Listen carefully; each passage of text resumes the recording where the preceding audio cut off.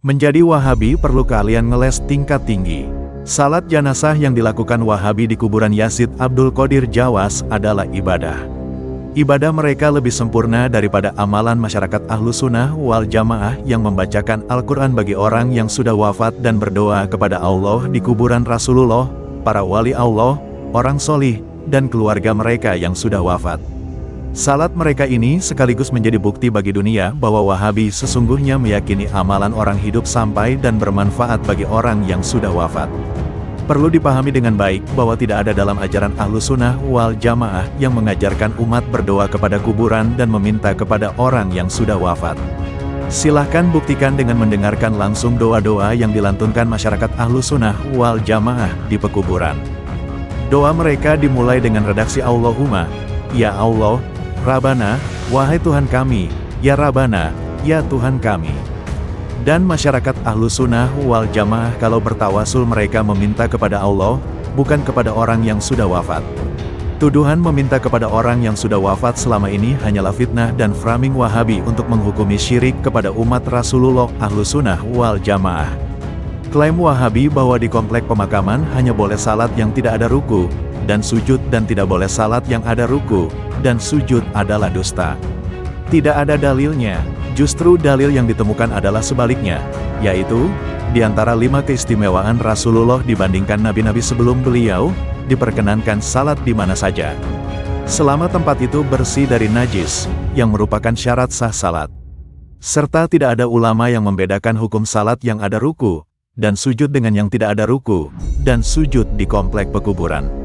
Meskipun para imam yang menjadi rujukan Wahabi, di dalam pembahasan fiqh janais dijelaskan bahwa hikmah salat jenazah tidak ada ruku, dan sujud adalah agar jangan sampai orang awam mengira ternyata boleh menyembah makhluk. Bukan untuk membedakan hukum mengerjakannya dengan salat yang berbeda kaifiat dengan salat jenazah di komplek pekuburan. Keyakinan Wahabi yang mengklaim bahwa amalan orang hidup tidak sampai kepada orang yang sudah wafat juga dibantah oleh perbuatan mereka yang melarang keluarga mayat menangis saat melihat, mencium mayat sebelum kain kafan ditutup rapat dengan alasan tangisan keluarga mayat bisa menjadi sebab azab bagi mayat. Kepercayaan Wahabi ini juga bertentangan dengan pandangan imam rujukan Wahabi, Ibnu Taimiyah dan Ibnul Qayyim.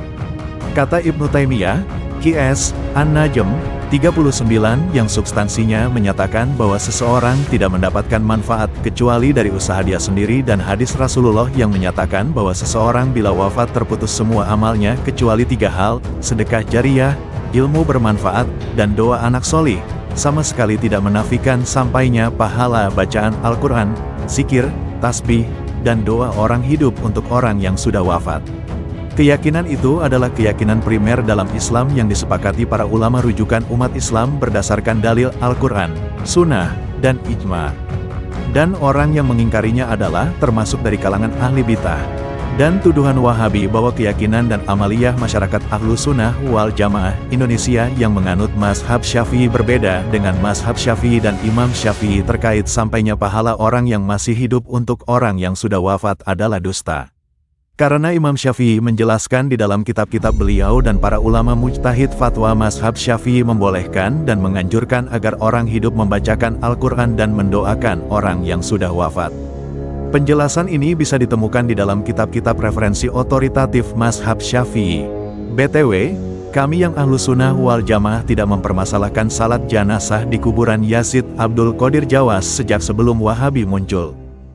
Saya ingin mengomentari beberapa hal. Pertama, di dalam Islam, sholat itu, sholat wajib, sholat sunnah, sholat ada ruku dan sujud, tak ada ruku dan sujud, itu semuanya sama sholat.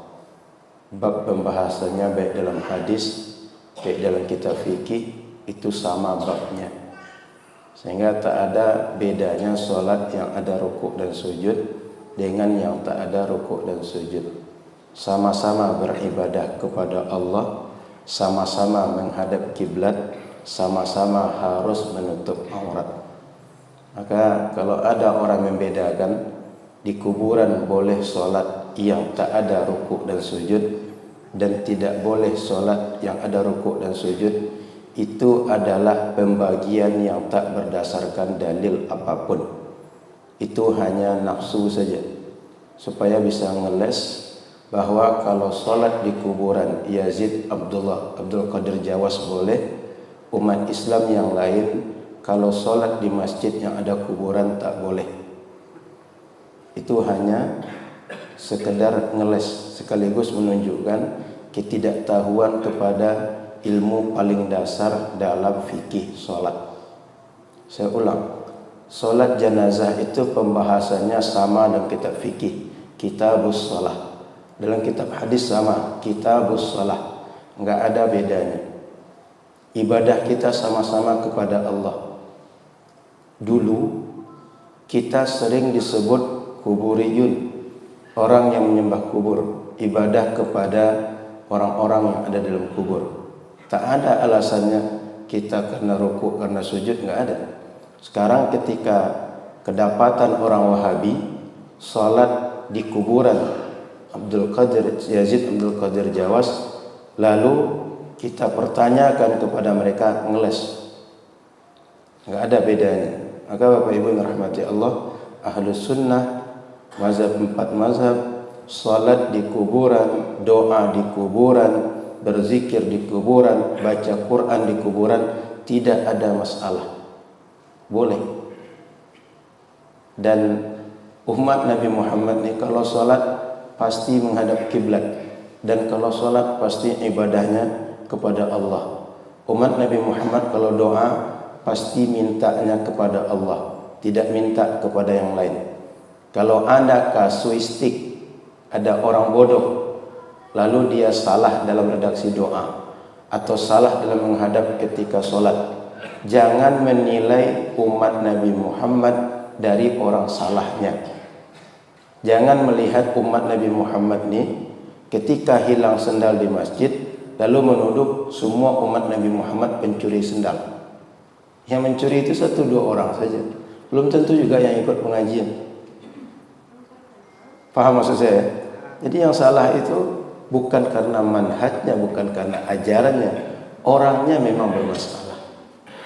Maka menilai manhaj, menilai umat, jangan dinilai dari salahnya, tapi nilailah dari ajarannya yang jernih, yang bersih, yang lurus, yang sahih. Dari situ dipatok. Karena belakangan orang-orang Wahabi sedang ngeles kan, sholat di kuburan kalau tak pakai rukuk dan sujud boleh. Perlu dipahami dengan baik. Para ulama menyebutkan hikmah kenapa sholat jenazah tak ada rukuk dan sujud, supaya orang awam jangan mengira orang yang sholat itu beribadah atau menyembah orang yang disolatkan. Bukan untuk membedakan sholat di kuburan dan sholat tidak di kuburan. Paham ya? Itu hikmah kenapa sholat jenazah tak ada rukuk dan sujud. Orang awam yang tak tahu fikih sholat jangan mengira bahwa orang yang sholat itu menyolat sholat kepada yang disolatkan atau mayit yang sedang disolatkan. Bukan untuk membedakan bahwa kalau seandainya tak ada rukuk dan sujud, maka dia boleh di kuburan. Itu pahami dengan baik masalah seperti itu.